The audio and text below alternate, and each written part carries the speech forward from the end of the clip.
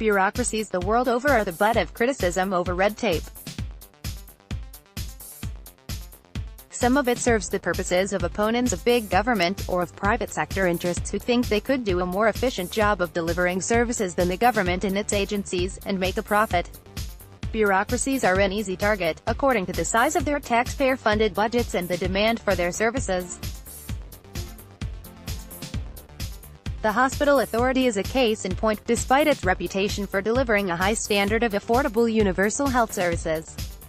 Given that it has a budget of more than $60 billion for recurring running costs alone, excluding capital spending, and that the recent summer flu peak stretched medical staff and bed numbers to breaking point, the authority ought to sit up and take notice when criticism of crippling red tape comes from well-placed insiders.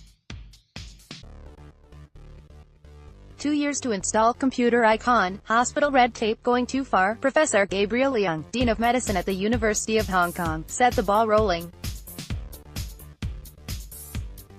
Leung, also an HA board member, questioned whether repeated meetings of management and staff on the same issues benefited patients.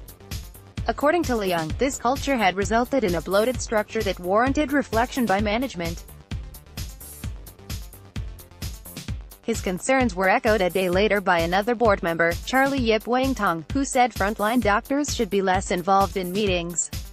A top public hospital manager who preferred to remain anonymous also said meetings took up a lot of frontline healthcare staff's time.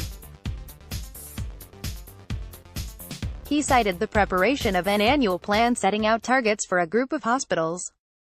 The problem was that hospitals often failed to secure the necessary resources for such projects, resulting in time spent on preparation and meetings being wasted.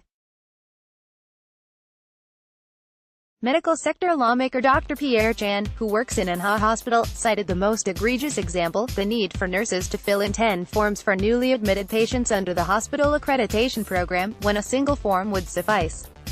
Considering these self-imposed handicaps, it could be argued, perversely, that the HA does a pretty good job. But how much better might the perception of its performance be, and how less stressed its frontline professionals, if they were left with more time for their primary jobs of caring for patients? That ought to be an incentive to review an apparent imbalance of consultation and action.